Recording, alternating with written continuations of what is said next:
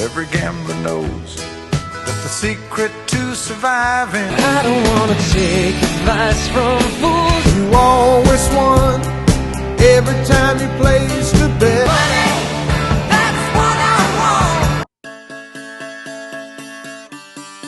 want.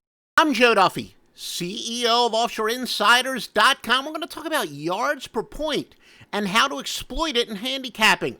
And you know what? A lot of you are going to be surprised on the fact-based findings. Every season is an enriching experience in sports betting. I constantly reflect and critique myself, evaluating what modifications have been implemented by the odds makers and how the alterations in the sports landscape affect handicapping. High on the register of strategy refinements many football seasons ago was the understanding that I stumbled upon a football handicapping holy grail about a quarter century ago and let it slide through my fingertips. Look, in the pre-internet days, one of my top sources for data was the Sports and Gaming Newswire, one of Jim Feist's enterprises. I believe that was the first time I encountered the yards per point statistics. On offense, it's calculated by yards gained divided by points scored. On defense, it's yards allowed divided by points given up. The supposition that it measures efficiency on both sides of the ball. A low number on offense is good, meaning a team does not waste yardage or leave points on the field, so to speak. A high number on defense is good, meaning a lot of successful defensive stands, and in some cases could be a quote-unquote bend, but don't break defense.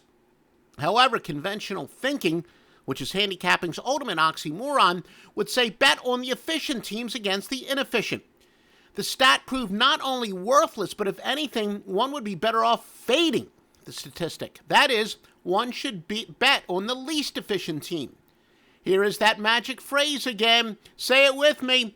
You know it's coming if you've been with me for many years. Regression to the mean.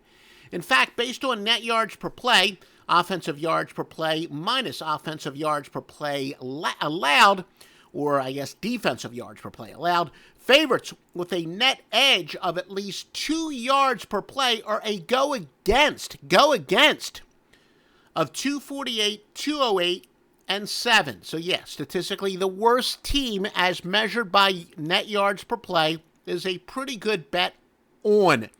I've got a subsystem on our database at OffshoreInsiders.com that's even better. And make sure you're with me this football season, of course. I record this before the 2020 NFL season. Please be a 2020 NFL season, full season, in fact. Now, that being said, such teams that are underdogs despite an efficiency edge are 43, 32, and 1. Perhaps this 57.3 angle, albeit with a low sample size, suggests a team is what the stats say they are. That is, when a statistically better team is getting points, take the dog. Now look, I've typed countless articles and certainly recorded sports betting podcasts on how we measure the accuracy and validity of a team's performance. In summation, I exploit net yards record. A team that gets more yards wins. In other words, that is, a team that gets more net yards would be the quote-unquote winner in this category, even if they lost the game outright, while others use straight-up one-loss record, so comparing the two. And we use net yards per game comparisons where the squares employ points per game. Others rank by total yards per game in passing, rushing, and overall, both offensively and defensively. In lieu of that, we use the more reliable yards per rush, yards per pass, and yards per play relative to the cumulative average of their opponents to date. Fox Sheets is very good for that statistic. Now, for elaboration, visit the archive sports betting articles that we've got at joeduffy.net. But our supposition that these stats demonstrate which teams outplay or underplay their stats, and hence what teams have the biggest upside and which teams have the biggest downside. Or insert the terms overvalued and undervalued. Remember, a team's Vegas offshore value is most affected by their performance to date. But the teams that have the best, yes, we said the best yards per point stats are teams that are going to be overvalued, and teams with the worst are going to be undervalued. Why? The most efficient teams can only improve by maintaining that high bar they've set for themselves while increasing their actual production. The squads, for example, that waste offensive yardage by not converting them into points, that is the bad yards per point rating on offense, have demonstrated they're capable of more than their bottom line production has shown. So they only have to exceed that lower bar. There is little debate that poor efficiency is more correctable than poor production. Remember, it's not like one can retroactively bet stats. The more efficient teams will have the best spread records to date for the most part. As gamblers, we want to know beforehand which teams will have a reversal of fortune, literally. Many years ago, I beta tested, tracked but did not bet this theory.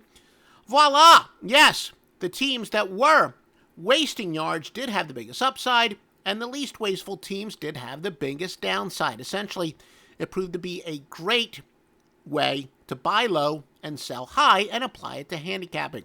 Best of all, the more the previously referenced stats, net yardage, yards per rush, play, pass, and yards per point theories corroborated each other, not surprisingly, the stronger the play.